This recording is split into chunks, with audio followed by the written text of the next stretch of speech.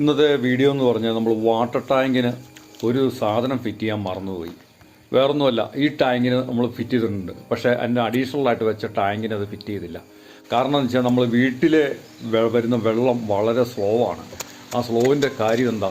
Air pipe. നമ്മളൊരു tank വെക്കുമ്പോഴത്തേക്ക് ഏറ്റവും പ്രധാനമായിട്ടും വേണ്ടത് എയർ പൈപ്പാണ്.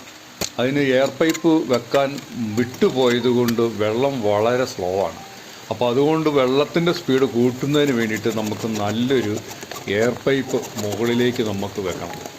ഓവർഫ്ലോ പൈപ്പ് നമ്മൾ വെച്ചിട്ടുണ്ട്, എങ്കിലും നമുക്ക് ഈ എയർ എടുക്കുന്നതിന് വേണ്ടിയിട്ട് പ്രധാനമായിട്ടും വീട്ടിലേക്ക് കണക്ഷൻ വരുന്ന അടുത്ത് തന്നെ വേണം നമ്മൾ എയർ വലിച്ച്, അതായത് ടാങ്കിൽ നിന്നുള്ള വെള്ളം വലിഞ്ഞ് ടാപ്പിലേക്ക് പോകുന്ന സമയത്ത് വെള്ളം നിറഞ്ഞു കിടക്കുമ്പോൾ അത്രയും വെള്ളം വലിഞ്ഞു പോകാൻ ബുദ്ധിമുട്ടായതുകൊണ്ട് ഈ നമ്മുടെ ടാപ്പ് തുറക്കുമ്പോഴത്തേക്ക് വളരെ സ്ലോവിലായിരിക്കും നമുക്ക്